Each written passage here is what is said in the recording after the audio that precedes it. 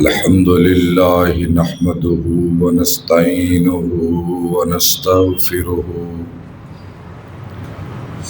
ونؤمن به ونتوكل عليه ونعوذ بالله من شرور أنفسنا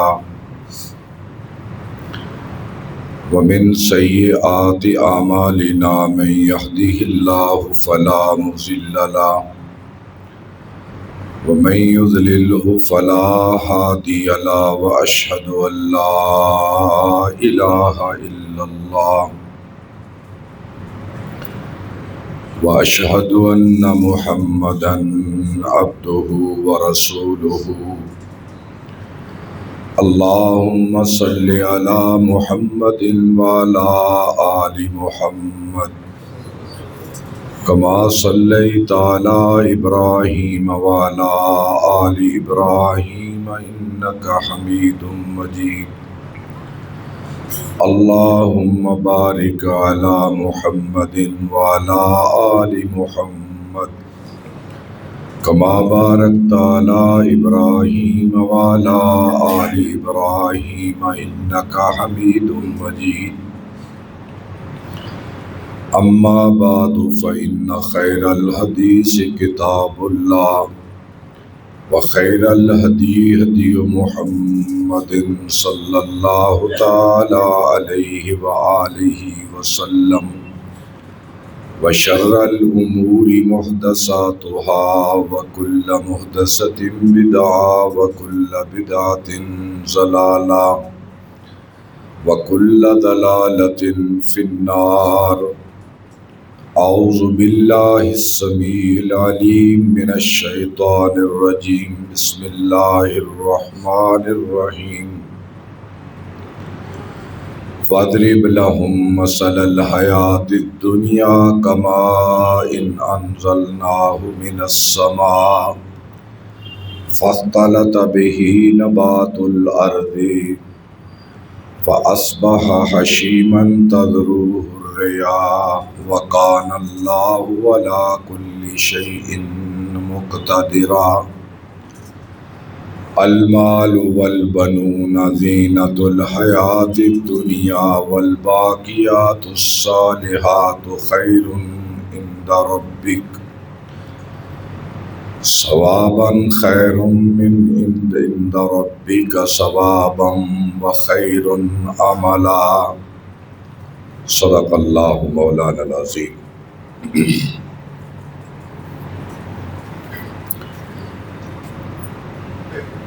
لوگوں کو دنیا کی حقیقت اس مثال سے سمجھاؤ کہ جیسے بارش آسمان سے اترتی ہے اور پھر زمین میں بیج اگتے ہیں، پھر وہ لہلہاتی کھیتیاں بنتی ہیں اور اچانک کوئی آفت آن پڑتی ہے تو وہ ہر چیز بھس بن کے رہ جاتی ہے، اور اللہ تعالیٰ ہر چیز پر کمال قدرت رکھنے والا ہے۔ یہ دنیا کا مال اور اولاد یہ دنیا کی زینت ہے، اور اصل چیز جو باقی رہ جانے والی وہ نیک اعمال ہے۔ اللہ رب العزت کی حمد و ثنا اور حضور نبی اکرم صلی اللہ تعالی علیہ تحیت و السلام کی مبارک ذات پر درود و سلام کے بعد سورہ کہف 15واں پارہ ان کی 2 آیات میں نے تلاوت کرنے کی سعادت حاصل کی ہے۔ یہ اسپیکر ٹھیک نہیں ہوتا، پکھا بند کر دے فہد لاہون ٹھیک کر لا سر۔ ان 2 آیات میں اللہ تعالیٰ نے اس دنیا کی حقیقت کو سمجھایا ہے۔ چونکہ قرآن مجید ایک نصیحت ہے اور اس کے ذریعے انسانیت کو نصیحت کی جاتی ہے اور مادیت کے سارے پردے ہٹا کر انسان کو حقائق سے آگاہ کیا جاتا ہے۔ یہ دنیا جس میں میں اور ہمارے آباء و اجداد جیے رہے اور مر گئے، اس دنیا کی حقیقت انسان کو سمجھانے کے لیے اللہ تعالیٰ نے قرآن مجید کو نازل فرمایا، اور اگر سارے قرآن کو دو جملوں میں بتایا جائے تو یہ کہا جا سکتا ہے کہ قرآن کہتا ہے کہ اس دنیا کی کوئی حقیقت نہیں ہے، بس آخرت کی تیاری کے لیے کھڑے ہو جاؤ۔ یہ سارے قرآن کا مفہوم ہے، اور اسی لیے قرآن نے اپنے متن کے اندر جا بجا اس دنیا کو مثالیں دے کر انسان کو سمجھایا ہے۔ ایک ان مثالوں میں سے یہ مثال ہے کہ اے لوگو، تم اپنی آنکھوں سے دیکھتے ہو کہ ایک بنجر بے آباد اور ویران زمین ہوتی ہے، اس میں چند بیج تم پھینکتے ہو، پھر بارش اترتی ہے، پھر وہ لہلہاتی کھیتی بن جاتی ہے، اور تم امیدیں لگائے بیٹھے ہوتے ہو کہ اب یہ پکے گی، ہم کھائیں گے، مال مویشی کھائیں گے، خوشحالیاں آئیں گی، رونقیں لگیں گی۔ لیکن اچانک اللہ کی طرف سے کوئی آفت آن پڑتی ہے، یا لا باری ہوتی ہے، اولے گرتے ہیں، یا تیز و تند ہوائیں چلتی ہیں، یا سیلاب آ جاتا ہے، تو اچانک وہ کھڑی فصل تباہ و برباد ہوتی ہے اور تم ہاتھ ملتے رہ جاتے۔ اسی طرح یہ دنیا ہے، اس کی یہ زیب و زینت، یہ اس کا حسن، اس کا جمال، اس کا کمال، اس کی رونقیں بہت جلد قیامت کا ایک جھٹکا اس کو توڑ کے رکھ دے گا۔ یا اس کی مثال یہ سمجھو کہ اللہ نے روح کو آسمان سے اتارا اور انسان کا جسد خاکی مٹی سے بنا، روح اور مٹی مل کر ایک بچہ پیدا ہوا، اور تم اس بچے کو دیکھتے رہتے ہو، پھر وہ جوان ہو جاتا ہے اور تم اس سے امیدیں لگا لیتے ہو، یہ بڑا ہو کر میرا دست و بازو بنے گا، میری طاقت بنے گا، مجھے کما کر لائے گا، میرے بڑھاپے کا سہارا بنے گا۔ لیکن تم اپنی آنکھوں کے سامنے دیکھتے ہو کہ وہی جوان بچہ موت کا ایک جھٹکا اسے قبر میں لے جاتا ہے۔ ہم دیکھتے نہیں ہیں کہ جوان بچوں کے جنازے باپ اپنے کندھوں پہ اٹھا کے لے جا رہے ہیں، پیدا ہوتے بچے مر رہے ہیں، جوان بوڑھے بچے مرد اور عورتیں مر رہی ہیں، قبریں بھر رہی ہیں، قبرستان آباد ہو رہے ہیں، اور ہمارے سامنے یہ آنا جانا، ہمارے آباء و اجداد کے سامنے یہ آنا جانا لگا ہوا ہے۔ لیکن ان ساری حقیقتوں کے باوجود انسان کے لیے یہ قاعدہ نہیں ہے کہ اللہ اسے ہاتھ سے پکڑ کر ہدایت کی طرف نہیں لے جاتا۔ اللہ کی عادت نہیں ہے، اللہ کی سنت نہیں ہے۔ اس نے دونوں راہیں کھول دی، اچھی بھی اور بری بھی، اب انتخاب انسان کے پہ چھوڑ دیا۔ اب جس کا جی چاہے خیر کی طرف چلا جائے، جس کا جی چاہے شر کی طرف چلا جائے۔ اس عنوان کو سمجھانے کے لیے حضرت ابو ہریرہ رضی اللہ تعالیٰ عنہ کی ایک بڑی خوبصورت حدیث ہے۔ وہ فرماتے ہیں کہ ایک روز آپ صلی اللہ علیہ وسلم نے ہم سے کہا، یعنی صحابہ سے، کہ آؤ میں تمہیں دنیا کی حقیقت نہ سمجھاؤں۔ آپ نے کہنے لگے ضرور یا رسول اللہ، تو آپ نے ہمارا ہاتھ پکڑا اور جنگل کی طرف لے گئے، اور وہاں کیا دیکھا کہ جانوروں کی ہڈیاں، لمبی لمبی نلیاں ان کی، اور جانوروں کا گوبر، اور جانوروں کی کھوپڑیاں، اور ان کے پخانے، اور انسانوں کے چیتڑے، پھٹے پرانے ان کے لباس، جنہیں ہوائیں اڑا رہی ہیں، اور وہاں جا کر آپ نے فرمایا دیکھو بھائی یہ جو جانوروں کی نلیاں ہڈیاں ہیں نا یہ لوگوں کی سواریاں تھیں، ان کی پیٹھوں پہ بیٹھ کر دور دراز کے سفر کرتے تھے، تجارتیں کرتے تھے، اپنی معیشت اور معاش کو بہتر بنانے کے لیے دور دراز کے سفر کرتے، گرمیوں اور سردیوں کے سفر کرتے، لیکن وہ دنیا سے چلے گئے، ان کے جانور بھی مر گئے، ان کی ہڈیاں باقی رہ گئی، ان کی نلیاں باقی رہ گئی، اور یہ چیتھڑے پرانے لباس جنہیں ہوائیں اڑا رہی ہیں یہ ان شاہ سواروں کی پوشاکیں تھیں، ان سواروں کا لباس تھا جو ان خوبصورت گھوڑوں کی پشتوں پہ چل کر دنیا کا سفر کرتے تھے، وہ بھی مر گئے، اور آج ان کے یہ پرانے لباس پھٹے پرانے جو اب چیتھڑے کہلا رہے ہیں اب ہوائیں انہیں اڑا رہی ہیں، لیکن ان خوبصورت پوشاکوں کے اندر جو جسم تھے وہ مٹی کے اندر چلے گئے۔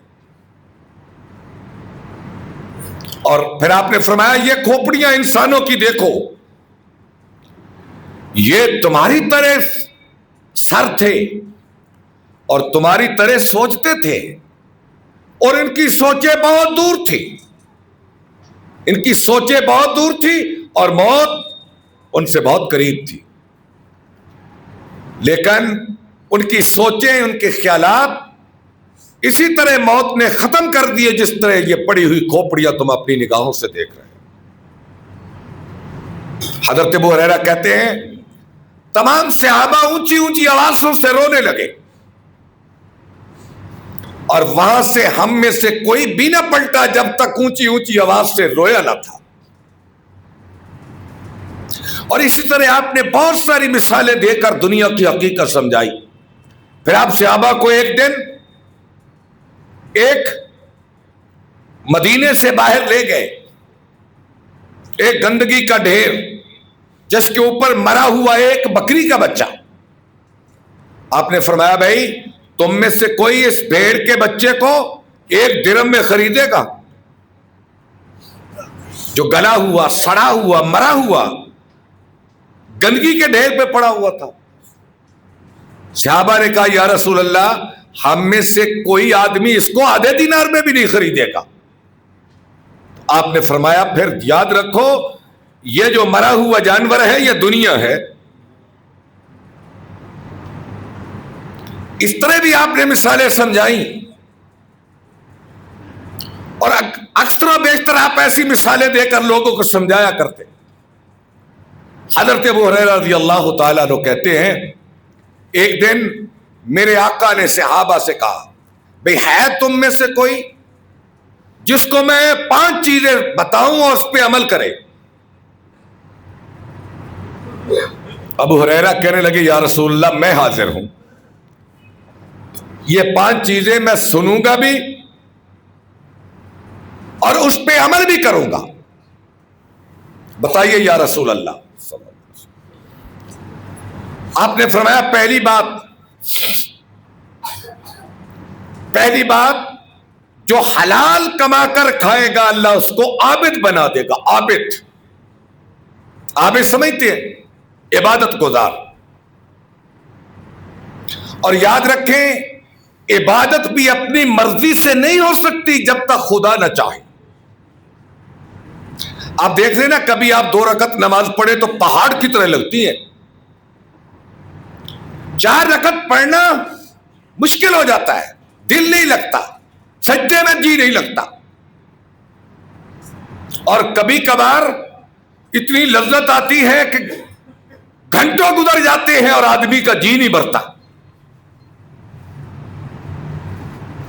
تو حلال روزی کما کے کھا، اللہ تمہیں عبادت گزار بنا دے گا۔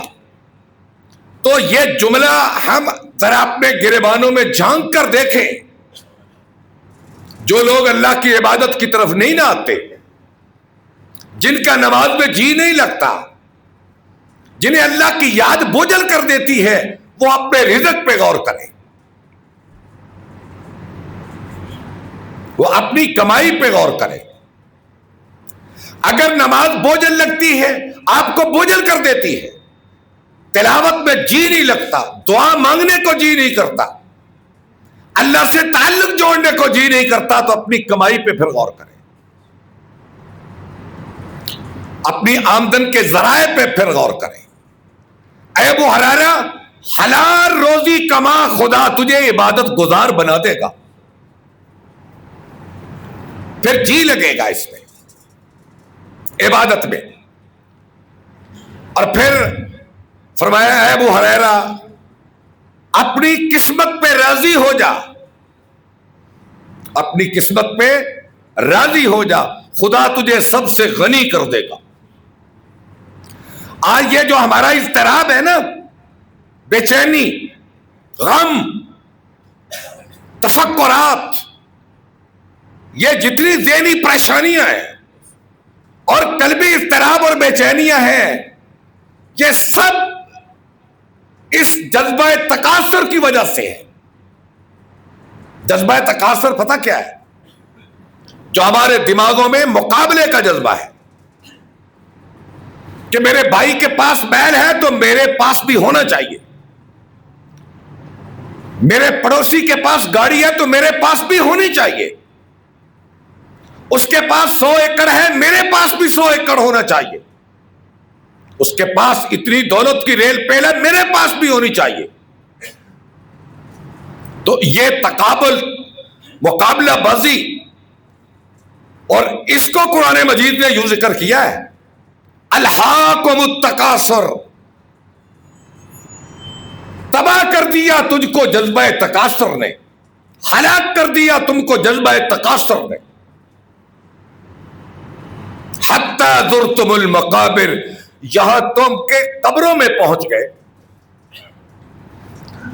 اور اس سے اشارہ ہے کہ جو آدمی بوڑھا ہوتا ہے نا، قبر کے پاس جاتا ہے، بوڑھے آدمی کو کہتے نہیں خدا کا خوف کرو تمہاری ٹانگیں قبر میں ہیں۔ جو آدمی بوڑھا ہوتا ہے، یہ مال و دولت کی کثرت کا جذبہ اس کا جوان ہوتا جاتا ہے،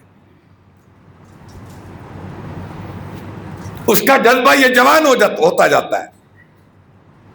اور اس لیے یہ مقابلہ بازی کی روزی تلاش کرنے میں انسان کو بوڑھا کر دیا اور پریشان کر دیا۔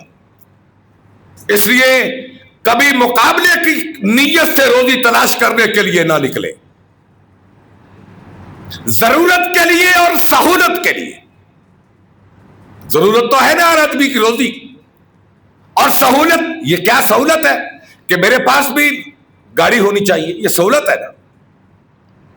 تو اس نیت سے، سہولت کی نیت سے یہ چیز حاصل کرنا کوئی گناہ نہیں ہے، اور نہ فکر مندی کا باعث بنتی ہے۔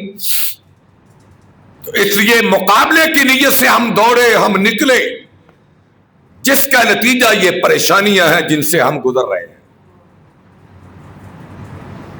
کوئی بات سمجھے نہ سمجھے، اللہ کے نبی اور قرآن مجید کی بات آخری بات ہے۔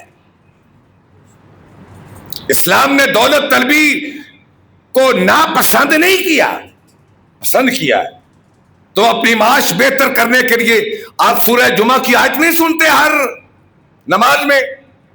فَإِذَا قُضِيَتِ الصَّلَاةُ فَانتَشِرُوا فِي الْأَرْضِ وَابْتَغُوا مِنْ فَضْلِ اللَّهِ۔ او اللہ کے مومن بندو، جب جمعے کی نماز مکمل ہو جائے تو مسجدوں میں بیٹھے نہ رہا کرو۔ فَانتَشِرُوا فِي الْأَرْضِ وَابْتَغُوا مِنْ فَضْلِ اللَّهِ، اللہ کی زمین میں پھیل کر روزی کماؤ، اللہ کا فضل تلاش کرو۔ دولت کمانے کو اسلام نے ناپسند نہیں کیا، البتہ اس جذبے سے روکا کہ مقابلے کے جذبے کی نیت سے اسے نہ کمانا، ورنہ خراب ہو جاؤ، پریشان ہو جاؤ۔ جوانی میں بڑھاپے نظر نہیں آتے لوگوں کے،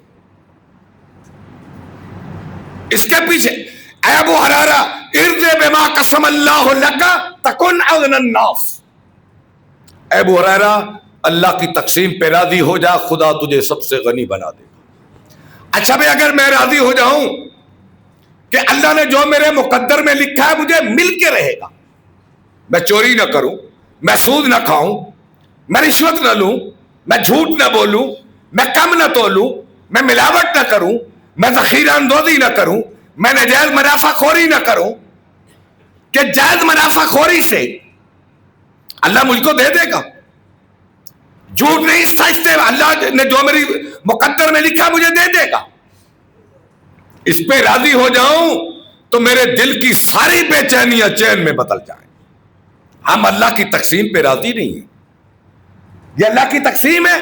کسی کو اللہ نے راجہ بنایا، کسی کو رانی بنایا. یہ اللہ کی تقسیم. اللہ نے کسی آدمی کو پانی بھرنے کے لیے پیدا کیا، کسی کو بادشاہت کے لیے پیدا کیا.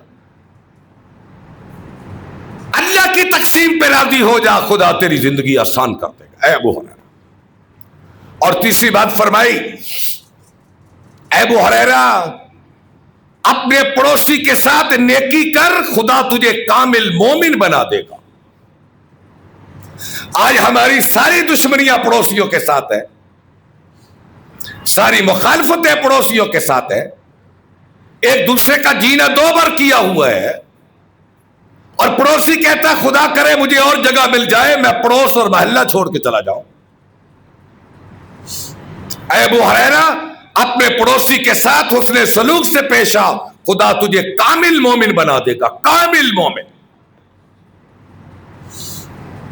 آپ جب مدینہ تشریف لے گئے، ایک نئی آبادی کو منظم کرنا تھا، محلے آباد ہونے تھے، نئی آبادیاں آنی تھی، مہاجرین نے اترنا تھا.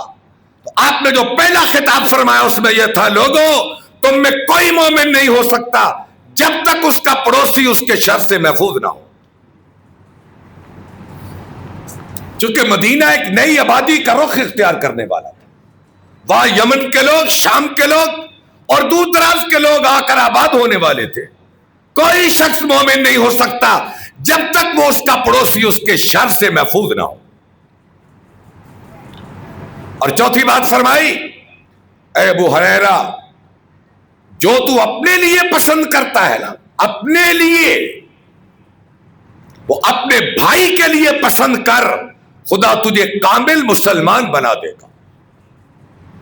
اچھا بھئی یہ جملہ بڑا قیمتی ہے.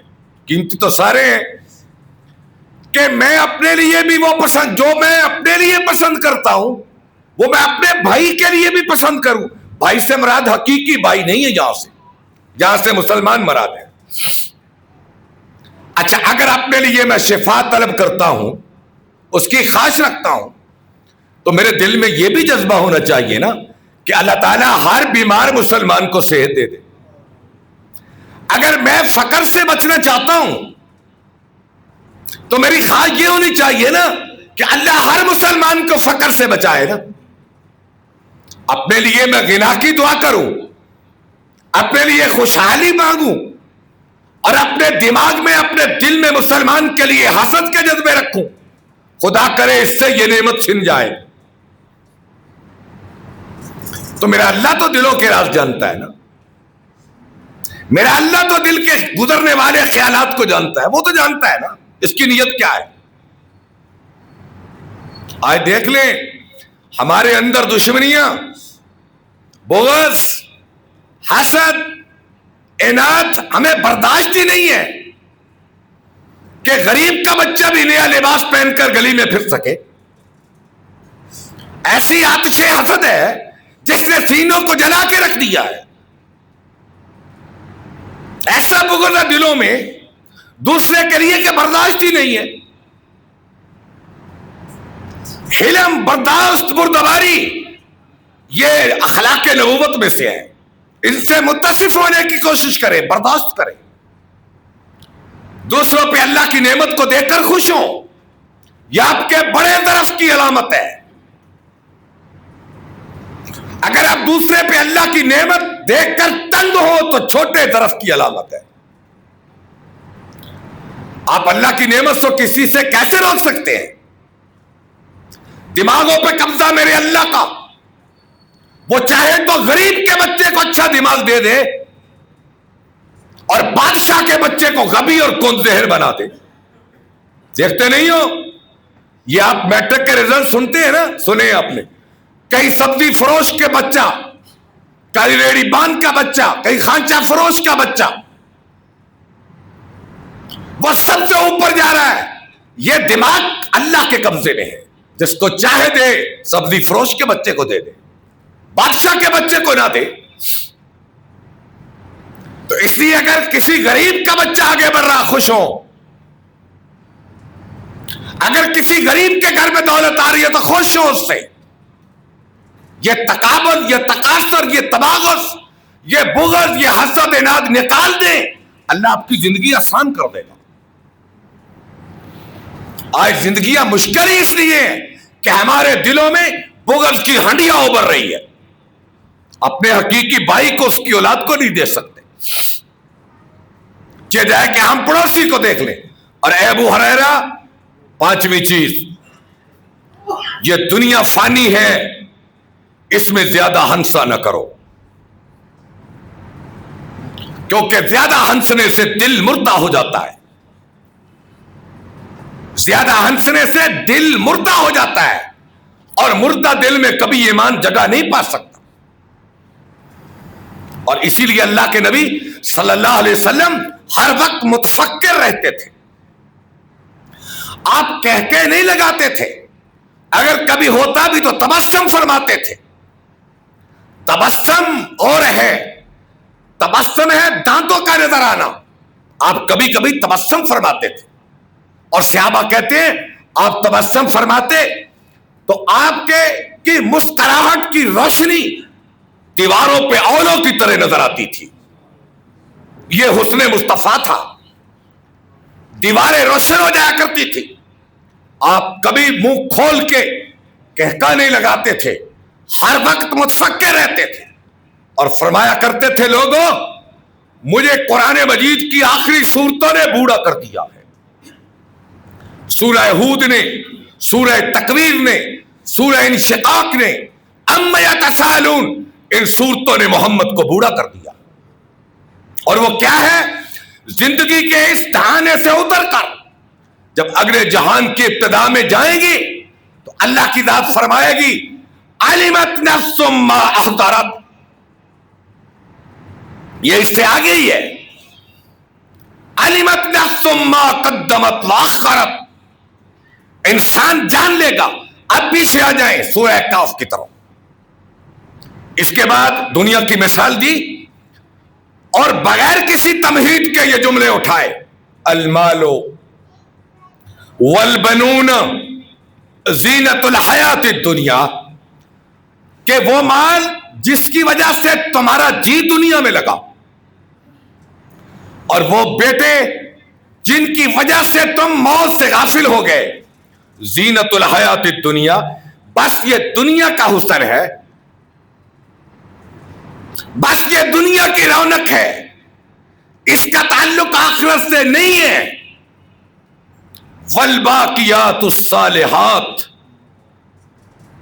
والباقیات الصالحات خیر عند ربک ثوابا وخیر عملا. تمہاری نیکیاں یہ باقی رہیں گی, نہ مال نہ اولاد, یہ دونوں باقی نہیں رہیں گے.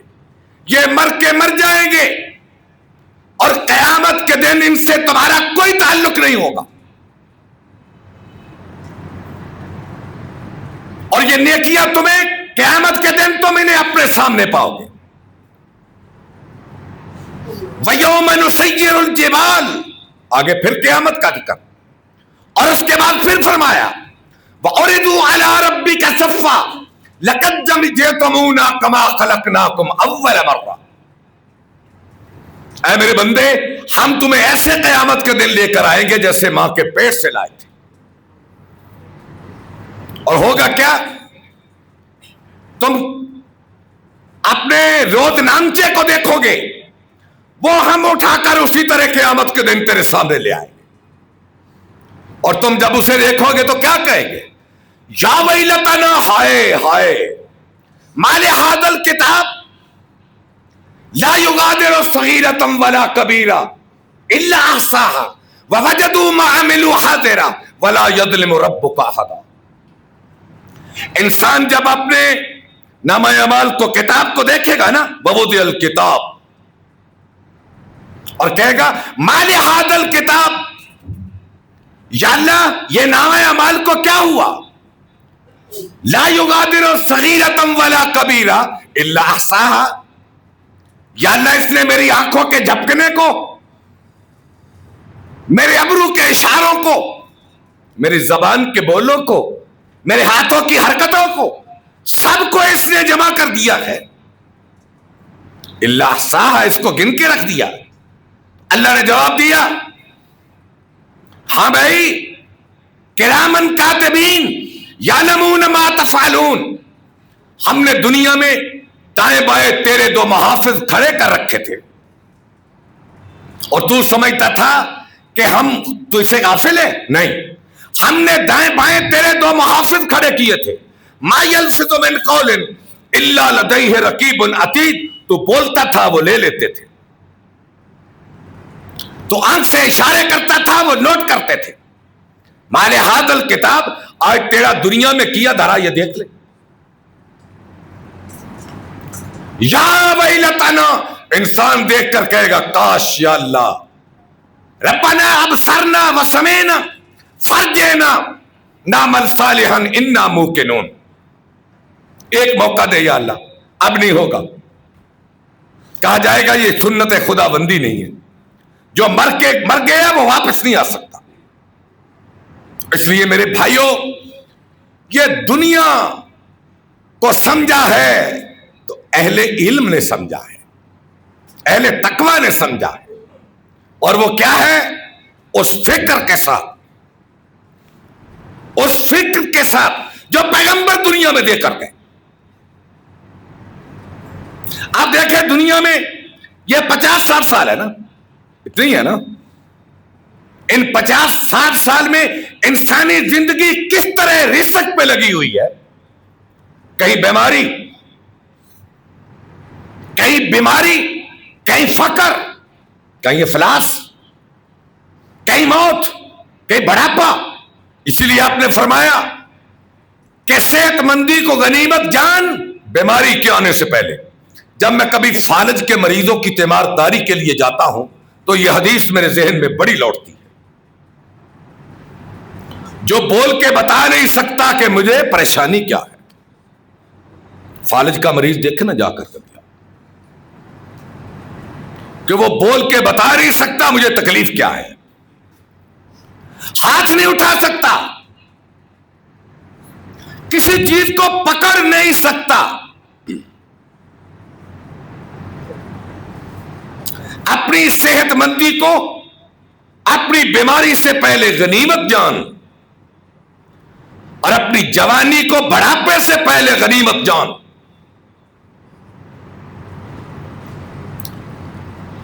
دیکھتے نہیں بوڑھوں کو؟